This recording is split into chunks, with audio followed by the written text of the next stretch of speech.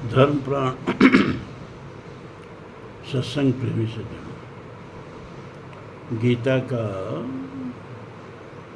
दूसरा अध्याय चल रहा है। अब देखिए 14वां और 15वां मंत्र निकाल लीजिए आप लोग। गीता के दूसरे अध्याय का 14वां और क्षमा करें, तीसरे अध्याय का गीता के तीसरे अध्याय का 14वां 15वां मंत्र। अन्नाद् भवत् भूतानि पर्जन्याद् अन्न संभवः यज्ञाद् भवत् पर्जन्यो यज्ञ कर्म समुद्भवः। कर्म ब्रह्मोद्भवं विद्धि ब्रह्माक्षर समुद्भवम् तस्मात् सर्वगतः ब्रह्म नित्यं यज्ञे प्रतिष्ठितम्। बहुत ही महत्वपूर्ण मंत्र है ये, बहुत ही। ये गीता का तीसरा अध्याय तो पूरी तरह गृहस्थों के लिए ही है। इसमें हम ये नहीं कहेंगे कि ये मंत्र आपके लिए नहीं है, ये मंत्र आपके लिए नहीं, सब मंत्र गृहस्थों के लिए, कर्मयोगियों के लिए। और हम सब कर्मयोगी हैं। तो अन्नाद् भवन्ति भूतानि, अन्न से भूतानि माने प्राणी पैदा होते हैं। अन्न और अन्नाद दो शब्द होते हैं संस्कृत में। अन्न वो जिसका आहरण किया जाए, जिसको जीने के लिए खाया जाए, उसको अन्न कहते हैं। यानी जो खाद्य है वह अन्न है। और अन्नाद उसको कहते हैं जो अन्न को खाता है। जैसे हम लोग अन्न को खाते हैं तो हम लोग अन्नाद हो गए। ठीक है, ये दो शब्द संस्कृत का याद रखिए, अन्न और अन्नाद। तो अन्नात् भवन्ति, अन्न से, यहाँ अन्नाद नहीं है, अन्नात् है। अन्नात् माने अन्न से, भवन्ति माने होते हैं, भूतान माने प्राणी, और पर्जन्यात् अन्न संभव, पद विच्छेद कर दिया हमने। पर्जन्याद शब्द है ना, पर्जन्याद अन्न संभव, तो इसको अलग अलग करेंगे तब अर्थ स्पष्ट होगा ना। तो पर्जन्यात, अब ये तो में हलंत रहेगा, पर्जन्यात। और जब हलंत हट जाएगा और जुड़ जाएगा, अन्न का और जुड़ जाएगा तो पूरा द हो जाएगा। तो पर्जन्यात अन्न, अब द में अन्न छिपा हुआ है, और छिपा हुआ है। पर्जन्यात और अब निकल गया, तो निकल गया और निकल गया, तो पर्जन्यात द में से फिर और निकल गया, अन्न संभव। पर्जन्यात माने पर्जन्य से, पर्जन्य कहते हैं बादल को, बादल से अन्न उत्पन्न होता है। अब इसमें तो कोई बहुत समझाने वाली बात है नहीं। अन्नाद् भवत् भूतानि, अन्न से प्राणी उत्पन्न होते हैं, और बादल से, वृष्टि से, पर्जन्य माने बादल होता है, पर्जन्य माने वृष्टि। तो वृष्टि से अन्न उत्पन्न होता है। ठीक है। अब अन्नाद् भवत् भूतानि, अन्न से सभी प्राणी उत्पन्न होते हैं। तो जो उत्पन्न करता है उसको पिता कहते हैं। तो पर्टिकुलर सबके पिता अलग अलग हो सकते हैं, लेकिन सामूहिक सबका पिता कौन हुआ? अन्न हुआ, क्योंकि सब अन्न के पुत्र हैं।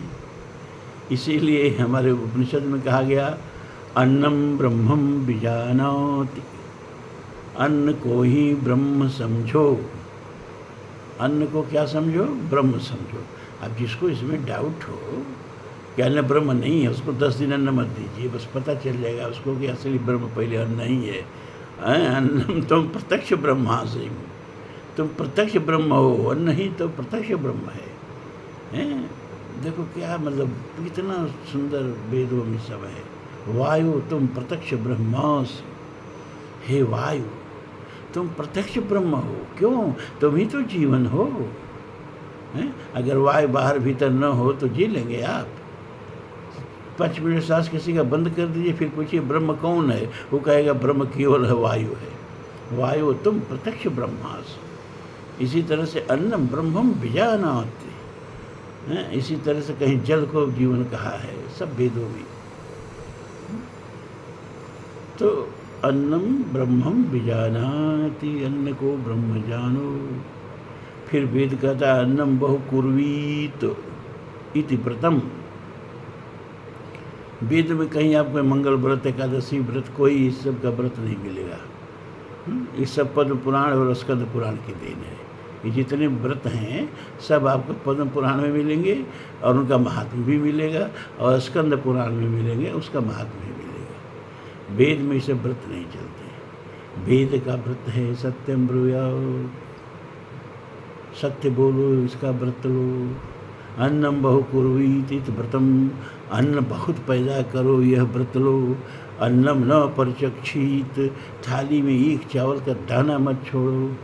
एक चावल के दाने की क्या कीमत है, आप महाभारत की कथा पढ़ो। द्रौपदी के उस जो पात्र था, अक्षय पात्र, उसमें एक अन्न चावल का लगा रह गया, चावल का एक दाना लगा रह गया।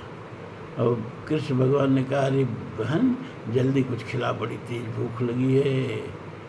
द्रौपदी ने कहा, भैया आप भी भूखे आए हो, यहाँ सब लोग भोजन कर चुके हैं। और जब सब लोग भोजन कर लेते हैं तो अक्षय पात्र में फिर भोजन क्षमता पैदा करने की शक्ति नहीं रहती है। और इधर 10,000 शिष्य लेके पधारे हुए हैं दुर्वासा, अभी मिले गए उनको स्नान कराने। अब स्नान करा के आएंगे, भोजन नहीं मिलेगा तो कौन सा श्राप देंगे, यही हम लोग सोच रहे हैं। क्योंकि दुर्वासा जो था ना, वो 10,000 शिष्य के लेके दुर्योधन के यहाँ गए। तो एक मास दुर्योधन के यहाँ रहे। दुर्योधन ने खूब सेवा की, भैया वो तो राजा था हस्तिनापुर का, खूब सेवा शुश्रूषा की। दुर्वासा बड़े प्रसन्न हुए, जाने लगे तो कहे कि वत्स कुछ वर मांग लो। तो दुर्योधन ने हाथ जोड़ के कहा कि जैसे हम पर कृपा की, पांडव भी हमारे भाई हैं, तो उन पर भी कृपा कर दीजिए, उनको भी संत सेवा का अवसर दीजिए।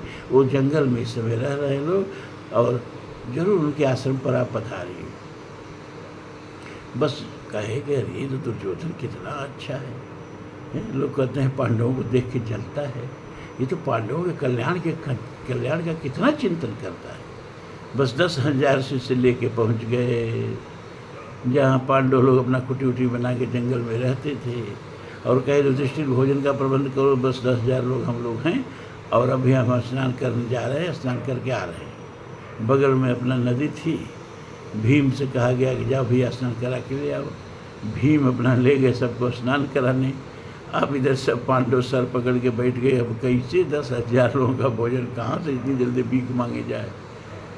और अक्षय पात्र जो था उस खा लेने के बाद उसमें फिर दूसरे टाइम में फिर चाहे जितने लोग हों उतने का प्रबंध भोजन का हो सकता था, लेकिन भोजन करने के बाद अब उस समय का भोजन नहीं मिलता था। उसी समय कृष्ण भगवान पधारे, बहन अरे बड़ी तेज भूख लगी है, कुछ खिला।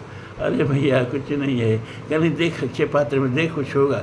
अरे क्या देखें, एकदम खाली हो गया है। कह लिया पहले तुम झूठ बोल रही है, जब देखें तो एक चावल का दाना लगा था। कहना अरे बहुत है।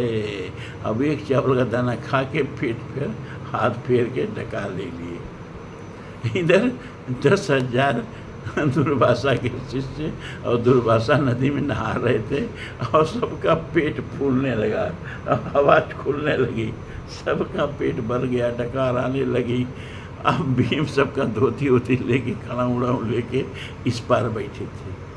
अब दुर्वासा ने कहा ये भीम है, अब 10,000 लोगों का भोजन बना होगा, इधर ये कण हम लोग खा नहीं सकते, पता नहीं कैसे सबका पेट पूरा लबालब भर गया, और भीम तो एक पद नहीं छोड़ेगा, बड़ा गुस्सैला है ये। अब क्या किया जाए, 10,000 का आदमी का भोजन नुकसान होगा तो स्वाभाविक है भाई आदमी क्रोधित होगा। तो लोगों ने कहा एक काम करो, डूबने का प्रतियोगिता करो और डूबते डूबते उस पार निकल के भाग चलो। बस डूबने का प्रतियोगिता करके 10,000 जो लोग थे दुर्वासा के शिष्य उस पार आए। अब बिना पीछा देके चले भाग। अरे भीम चिल्लाते रहे, अरे भैया धोतिया वोतिया तो लेते जाओ अपना। सबका धोती वोती समेट के भीम आए। कहा भाई क्या हुआ? अरे वो लोग पता नहीं क्यों भाग गए, कोई ठहरे ही नहीं। एक अन्न की इतनी कीमत। अन्नम न परचक्षित, थाली में अन्न न छोड़ें, इतनी कीमत है अन्न की। 265 लोग प्रति मिनट भूख से मर जाते हैं इस संसार में। ये संयुक्त राष्ट्र संघ का आंकड़ा है। और तुलसी ने लिखा कि आग बढ़वाग ते बड़ी है आग पेट की। समुद्र में जो आग लगती है, पानी में आग लग जाती है, उस आग से भी भीषण आग वो है जो पेट में लगती है। पेट ही को बेचत है बेटी बेटा पेट की। तुलसी बुझाई राम घन श्याम ही ते, आग बढ़वागते बड़ी है आग पेट की। वो तो जिसको लगे वो जानता है कि पेट की आग क्या है।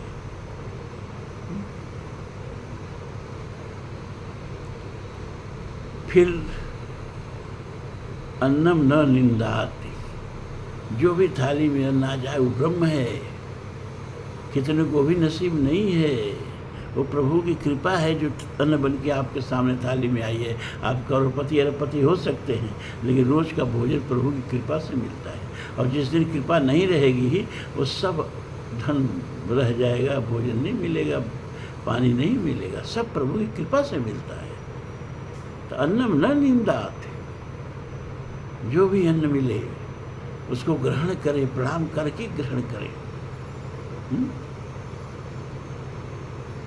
अन्नम ब्रह्मम विजानात इति व्रतम, अन्न को ब्रह्म जानो ये व्रत है। अन्न को थाली में न छोड़ो यह व्रत है। अन्न को खूब पैदा करो यह व्रत है। और अन्न की निंदा न करो क्योंकि यह साक्षात ब्रह्म है। अन्न की निंदा ब्रह्म की निंदा है। और भोजन जो आप करते हो यज्ञ है। आप रामचरितमानस पढ़ते हो ना, 5 कवल कर जीवन लागे। भोजन करने का जो शास्त्रीय हमारा विधान है, क्योंकि भोजन भी एक यज्ञ है। और ये वो यज्ञ है जिससे जीवन की ज्योति निकलती है। ये यज्ञ 4 दिन न करो, 5वां दिन ये ज्योति बुझ जाएगी, जीवन की ज्योति बुझ जाएगी। ये पूरा का पूरा यज्ञ है। पेट ही जो है वह जठराग्नि है, पेट ही वह यज्ञाग्नि है। सामने रखा हुआ भोजन ही हवि है, हाथ ही सुआ है। और इसको हम मुँह के माध्यम से उस अग्नि में, जठराग्नि में हवन करते हैं और उससे जीवन ज्योति निकलती है, जीवन का प्रकाश निकलता है। ये यज्ञ है। रोज सुबह शाम जो आप एक यज्ञ करते हो तो जीवन चलता है। तो भोजन करने का शास्त्रीय विधान 5 कवल कर जीवन लागे। इस अन्न से प्राण जो है अक्षुण रहता है, तो इसलिए प्राण के नाम पर ये यज्ञ करते हैं। ओम प्राणाय स्वाहा, ओम अपानाय स्वाहा, ओम उदानाय स्वाहा, ओम व्यानाय स्वाहा, ओम समानाय स्वाहा। 5 कवल करके तब पहले लोग भोजन करते थे, क्योंकि वो जानते थे कि ये यज्ञ है। यज्ञ कब होगा? जब आप, अच्छा अभी भी दक्षिण में ब्राह्मण लोग हैं ना, वस्त्र पहन के भोजन नहीं करते हैं, वस्त्र निकाल के भोजन करते हैं। अभी हिंदू संस्कृति तो दक्षिण में ही बच गई है। इधर तो सब मुसलमानों ने 600-700 वर्ष के मुसलमानों के गुलाम रहे, 199 वर्ष अंग्रेजों के गुलाम रहे, तो अंग्रेजों ने उतना अत्याचार नहीं किया। लेकिन मुसलमानों ने तो पूरी भारतीय संस्कृति को रौंद दिया, सारे मंदिर ध्वस्त कर दिए, हिंदू को हिंदू की तरह जीने नहीं दिया। सब संस्कृति हमारी छूट गई। लेकिन मंदिर, दक्षिण के मंदिर देखो कैसे हैं, और अपने यहाँ के मंदिर कैसे अंग्रेजी कल्ट के हिसाब से बनते हैं। दक्षिण के मंदिरों पर नक्काशी देखो, अभी भी दक्षिण के मंदिर सुरक्षित हैं। ये पूरा का पूरा जीवन यज्ञ से चलता है। यज्ञ से जीवन निकलता है। बहुत ज़्यादा व्याख्या हम नहीं करेंगे, संकेत कर सकते हैं। पति पत्नी का मिलन भी यज्ञ है, यज्ञ है। उपनिषदों में जब हम बताएंगे तब विवश होकर बताना पड़ेगा। उपनिषदों में सारी क्रिया को यज्ञ बताया गया है। पुरुष आहूत करता है, उससे जीवन निकलता है उस यज्ञ से।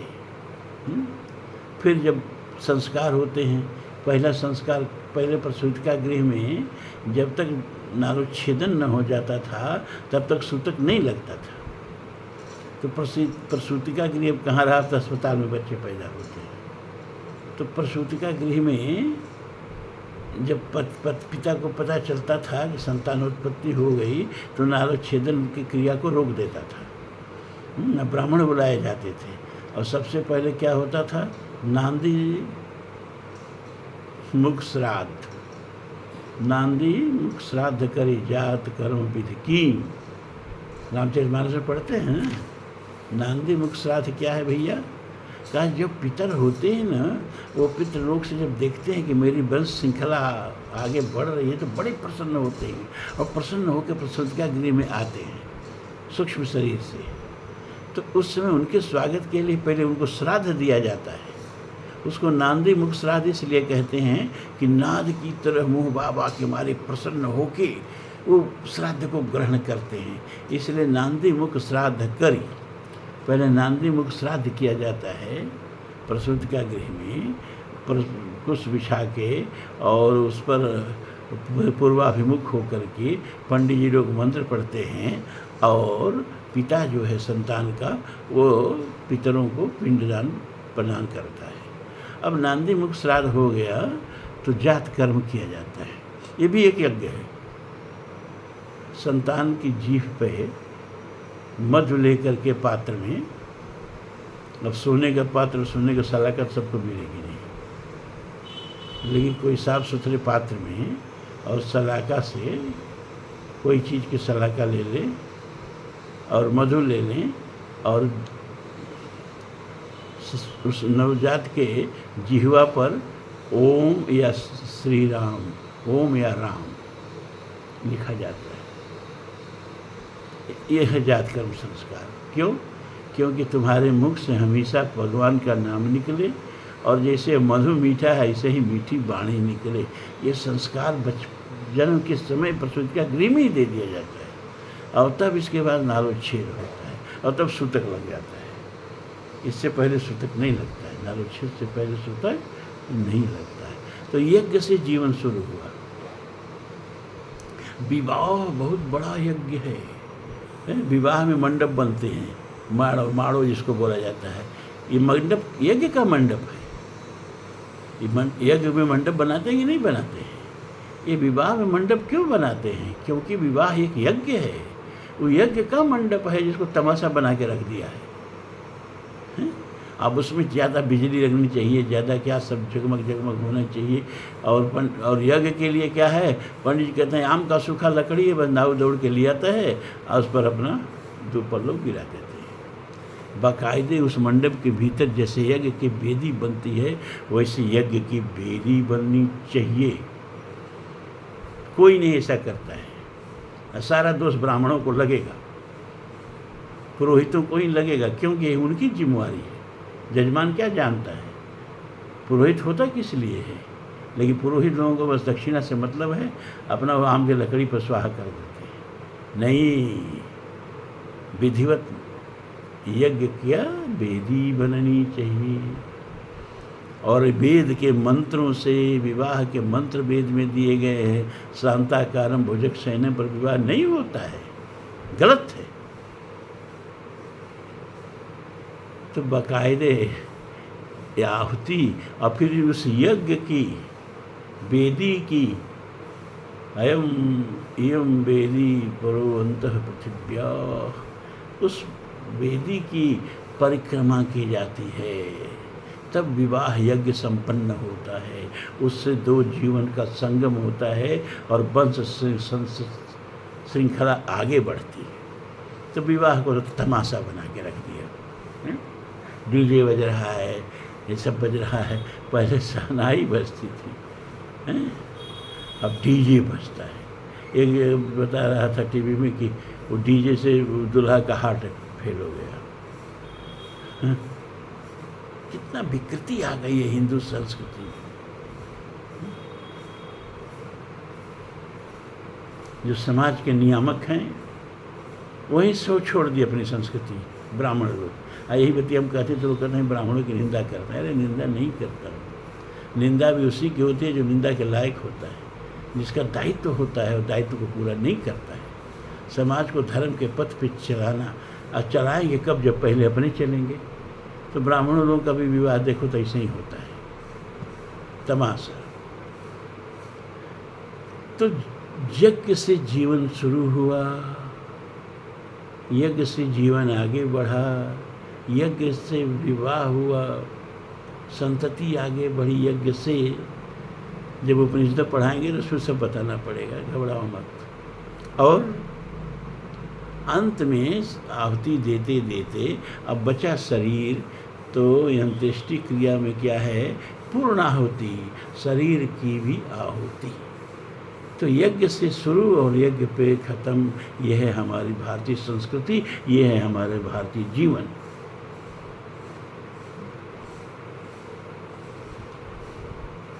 अन्नाद भवद भूतान पर्जन्याद अन्न संभव। बादल से, वृष्टि से अन्न उत्पन्न होता है। यज्ञात भवत पर्जन्यो, यज्ञ कर्म से उत्पन्न।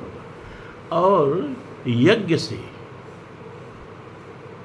यज्ञात माने यज्ञ से पर्जन्य, पर्जन्यों का पर्जन्य हो जाएगा, यो में बदल जाता है।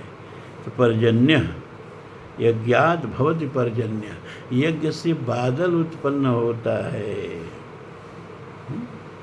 अब आजकल का थोड़ा पढ़ा लिखा इंसान न ठीक से विज्ञान मालूम है, न ठीक से अध्यात्म मालूम है।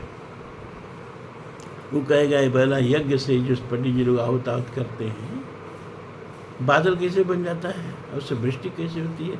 हम दो उदाहरण देंगे, ध्यान से समझना। पहली चीज ये कि ब्रह्मांड जो है ना, इसमें कोई चीज किसी चीज से पृथक नहीं है। एक लहर जो उठती है सरोवर में, वो एक ब्रह्मांडीय घटना है, वो ब्रह्मांड में प्रभावित करती है, बहुत सूक्ष्म। एक दूसरे से इतना जुड़ाव है कि क्वांटम थ्योरी जो है ना आज विज्ञान की, उसमें क्वांटम इंटेंगलमेंट थ्योरी है, उसकी कई थियरी हैं। उसमें एक थियरी है quantum entanglement. What do you mean by quantum entanglement? क्या है ये क्वांटम इंटेंगलमेंट? कि अगर दो कण कभी आपस में जुड़े हैं और फिर उनको अलग कर दें, और इतना अलग कर दें कि एक कण तो ब्रह्मांड के एक छोर पर रहे, दूसरा कण ब्रह्मांड के दूसरे छोर पर चला जाए, और ब्रह्मांड का विस्तार इतना है कि प्रकाश सबसे तेज इस ब्रह्मांड में चलता है, और वो भी इस ब्रह्मांड की व्यापकता के सामने कछुए के रेंग की तरह रेंगता है। उसके चाल की तुलना दी गई है। अरबों अरब प्रकाश वर्ष दूर वो दोनों कण हो जाए, लेकिन एक कण पर अगर कोई क्रिया करेंगे तो तुरंत दूसरे कण पर उसकी क्रिया होगी, तुरंत दूसरे कण पर। ये विज्ञान की थियरी है। अब बड़ा विचित्र बात है कि प्रकाश को जहाँ जाने में अरबों वर्ष लगे, वहाँ इस कण पर क्रिया हुई है, अरबों प्रकाश वर्ष दूर उस कण पर तुरंत उसका एक्शन देखा जाता है। यह ब्रह्मांड इतना आपस में जुड़ा हुआ है, हर क्रिया दूसरी क्रिया को प्रभावित करती है। तो पुराणों में नहीं, ब्राह्मण ग्रंथ में कथा आती है कि हमारे कर्तव्य पालन का सृष्टि में क्या असर पड़ता है। ये ध्यान से सुनो, दादा नानी कहानी नहीं सुना रहे हैं, ये ब्राह्मण ग्रंथों की कहानी सुना रहे हैं। तो 4 किसान थे, है ना, और आपस में राय की, क्योंकि वृष्टि नहीं हो रही थी, सूखा पड़ रहा था। तो किसानों ने कहा कि भैया जिसका काम है वृष्टि कराना, वो वृष्टि करावे चाहे नहीं करावे, हम लोगों का काम है खेती करना। ये समय है खेत में हल चलाने का, तो हम लोग खेत में हल चलाएंगे, वृष्टि हो चाहे नहीं हो। अपना किसान लेकर के हल बैल पहुंच गए खेत में। और जब देखा मोरों ने, यानी वृष्टि हो नहीं रही है और ये किसान हल चला रहे हैं, तो मोरों ने सोचा कि जब ये अपने कर्तव्य का पालन कर रहे हैं तो हम लोग भी अपने कर्तव्य का पालन क्यों न करें।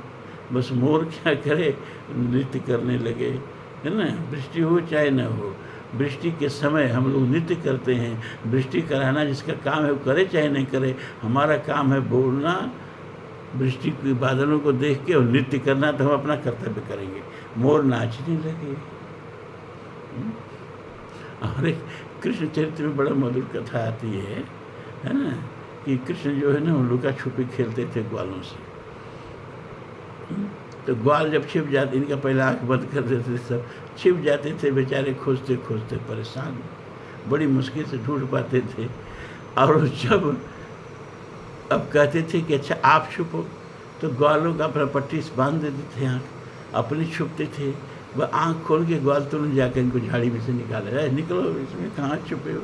कृष्ण भगवान कहे तुम लोग देख रहे हो आँख से, तुम लोग बेईमानी कर रहे हो, ऐसा हो ही नहीं सकता। हम इतना परिश्रम करते हैं तो तब तुम लोग मिलते हो, और तुम लोग तुरंत झाड़ी में से पकड़ के खींच लेते हो। ग्वालों ने कहा अरे कृष्ण, जहाँ तुम छिपते हो ना, तो बिन बादल बिन मौसम नाच उठे बन मोर, समुझ परत यादिस कहीं पूजत नंद किशोर। बिना बादल बिना मौसम के मोर जहाँ तुम छिपते हो ना, समझते हैं सबकी घटा जो है झाड़ी में उतर आई है और तुमको घेर के नृत्य करने लगते हैं, तो हम लोग जाके आसानी से पकड़ लेते हैं। तो मोर नृत्य करने लगे।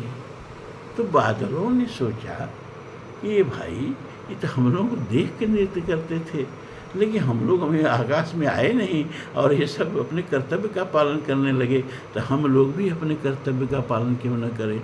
और बादल उमड़ घुमड़ के आकाश में आ गए और लगे मध्यम मध्यम गर्जना करने। इधर ने सोचा है ये सब किसान अपने कर्तव्य का पालन कर रहे हैं और पक्षी अपने कर्तव्य का पालन कर रहे हैं और ये बादल अपने कर्तव्य का पालन कर रहे हैं, तो हमारा कर्तव्य वृष्टि करना, तो हम भी अपने कर्तव्य का पालन क्यों न करें। वह वृष्टि होने लगी। ये बहुत बड़ी एक वैज्ञानिक घटना है, मामूली कथा नहीं है। जो विज्ञान समझेगा वो इस कथा का अर्थ समझेगा। जो क्वांटम इंटेंगलमेंट थियरी जानता होगा वही जानेगा कि बाहर हमारे ऋषि, तुम लोग क्या क्या नहीं जानते थे। एक छोटी से हम जो क्रिया करते हैं ना, वह क्रिया जो है ना वो 7वें आसमान तक पहुंचती है, उसका प्रभाव पहुंचता है। हर व्यक्ति के कर्तव्य सृष्टि को प्रभावित करता है। दूसरे कर्तव्य छोड़ो, अपना कर्तव्य करो, तुम्हारा कर्तव्य दूसरे को स्पंदित करेगा। तो पहला तो ये कारण हो गया, यज्ञ जो है हमारा कर्तव्य है, हम यज्ञ करते हैं और उसका प्रभाव ये पड़ता है कि देवता लोग वृष्टि करते हैं। कल महाभारत वाली घटना सुनाए हैं कि यज्ञ से देवता भावित होते हैं, पुष्ट होते हैं और तब प्रसन्न होकर वृष्टि करते हैं, है ना। और आज के विज्ञान के हिसाब से आपको बता दें कि केवल हम जो हवन करते हैं यज्ञ नहीं है। देवताओं ने जब यज्ञ करने के लिए सोचा तो उनका क्या हवन बना, उनका क्या हबी बनी है, उनका कहाँ से घृत आया, कैसे देवताओं ने यज्ञ किया। तो पूर्व सूक्त का वो मंत्र याद करिए, हमको लगता है 14वां मंत्र होना चाहिए। यत् पुरुषेण हविषा देवा यज्ञमतन्वत बसंतो सा सीधास्म ग्रीष्म इदमः शरद हवि। कम से कम मिश्रा जी को तो पूर्व सूक्त का 16 मंत्र याद रहना चाहिए अर्थ सहित। उसमें कोई नहीं याद है तो कोई छूट नहीं है, याद कर लेना चाहिए। यत् पुरुषेण हविषा देवा यज्ञमतन्वत, देवताओं ने यज्ञम अतन्वत, यज्ञ का जब विस्तार करना चाहा तो कोई सामग्री नहीं थी, कैसे यज्ञ करें। तो परमात्मा परम पुरुष परमेश्वर को ही संपूर्ण यज्ञ मान करके और बसंतो ऐसे आश्रित अज़्म, बसंतो से आश्रित अज़्म, इसका संधि विच्छेद करेंगे तो बसंत अस्य आसीत अजम, अजम माने घृत, तो बसंत ऋतु ही घृत आसीत माने हुआ, बसंत ऋतु ही घृत का काम किया। ग्रीष्म ईंधन, और ग्रीष्म ऋतु जो है वही ईंधन का काम किया है? और शरद ऋतु जो है वो हवी का काम किया, और मौसम को ही पूरा यज्ञ का, मौसम से ही देवताओं ने यज्ञ किया। तो मौसम भी यज्ञ करता है, प्रकृति भी यज्ञ करती है, खाली आप ही यज्ञ नहीं करते हो। सूरज भी यज्ञ करता है, अपने द्रव्यमान का 25 करोड़ टन प्रति मिनट ताप और प्रकाश बना करके अपने सौरमंडल में बिखेर देता है। उसका 1/2 अरबों भाग पृथ्वी पर आता है। उसका आधा पृथ्वी कंज्यूम करती है, आधा उगल देती है। जो पृथ्वी कंज्यूम करती है तो पृथ्वी का 3/4 जो समुद्र से ढका हुआ है, ज़्यादा ताप और ऊर्जा समुद्र में जाती है, उससे मानसून बनता है और उस मानसून से वृष्टि होती है। तो सूरज जो यज्ञ करता है, प्रकृति जो यज्ञ करती है, उस यज्ञ से वृष्टि होती है। ये वैज्ञानिक व्याख्या हो गई।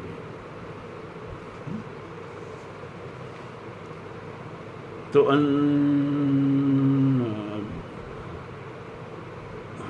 समय तो हो गया आप लोगों का, लेकिन जल्दी जल्दी खत्म करते हैं। यज्ञात भवत पर्जन्य, यज्ञ जो है उससे बादल उत्पन्न होता है, और यज्ञ कर्म समुद्भव। यज्ञ कैसे उत्पन्न होता है? यज्ञ से तो बादल उत्पन्न हुआ, बादल से अन्न उत्पन्न हुआ, अन्न से प्राणी उत्पन्न हुए, इतना बता दिया गया। अब यज्ञ कैसे उत्पन्न होता है? तो यज्ञ कर्म समुद्भव, कर्म से यज्ञ। गीता में केवल आहुति करने को यज्ञ नहीं कहा, हर कर्तव्य कर्म आप अगर करते हैं तो आपका यज्ञ है। तो कर्तव्य कर्म से कर्म समुद्भव, कर्तव्य कर्म का मतलब करने योग्य कर्म, नहीं करने योग्य कर्म से यज्ञ नहीं उत्पन्न होता है। कर्तव्यम, करने योग्य कर्म से यज्ञ उत्पन्न होता है। कर्म ब्रह्मोद्भवम विद्धि, कर्म कहाँ से उत्पन्न होता है? कर्तव्य कर्म, कर्म खाली मत समझो। करने योग्य कर्म कहाँ से उत्पन्न होता है? ब्रह्मोद्भवम, ब्रह्म से उत्पन्न होता है। यहाँ ब्रह्म का मतलब वेद, कहीं कहीं ब्रह्म का मतलब प्रकृति होता है। इसी गीता में मम योनि महद ब्रह्म, यहाँ ब्रह्म का मतलब प्रकृति, यहाँ ब्रह्म का मतलब वेद। तस्मात् सर्वगतम ब्रह्म। अब इसी मंत्र में नीचे ब्रह्म शब्द आया है वो परमात्मा के लिए है, और ऊपर ये शब्द जो आया है वो वेद के लिए है। ये समझना चाहिए कि इस मंत्र का कहाँ क्या अर्थ होता है। तो कर्म ब्रह्मोद्भवम विद्धि, कर्म जो है ब्रह्म से उत्पन्न माने वेद से उत्पन्न होता है। वेदोक्त कर्म को ही कर्म हमारे यहाँ कहा गया है। ब्रह्माक्षर समुद्भवम, और ये ब्रह्म माने वेद कहाँ से उत्पन्न होता है? अक्षर समुद्भवम, अक्षर माने परमात्मा, जिसका कभी क्षरण न हो, सनातन हो, शाश्वत हो, अजन्मा हो, अक्षर उसी को कहते हैं। तो उस परमात्मा से वेद उत्पन्न हुआ है। तस्मात् सर्वगतम ब्रह्मम नित्य यज्ञ प्रतिष्ठितम, इसलिए सर्वव्यापी ब्रह्म जो है वो नित्य रूप से यज्ञ में ही स्थित रहता है। अब यह एक प्रश्न उठता है कि तो ब्रह्म सर्वगतम है तो यज्ञ में ही क्यों बताया विशेष रूप से? कहा देखो भाई, पृथ्वी के नीचे जल तो सब जगह है, लेकिन सब जगह से जल नहीं मिलेगा, कुएं से ही मिलेगा है। और नगर पालिका का जो पाइप बिछता है उस पाइप में जल सब जगह है, लेकिन सब जगह से जल नहीं मिलेगा, जहाँ नल लगा होगा वहीं से मिलेगा। परमेश्वर तो सब जगह है, लेकिन मंदिर हुए, तीर्थ हुए, यज्ञ हुए, यह वो जगह है जहाँ से परमात्मा की प्राप्ति होती है। समय ज़्यादा हो गया, इसलिए आज तो बस 2 मंत्र हो पाया, 14वां 15वां। ऐसे ही चलेगा, क्या करें हम।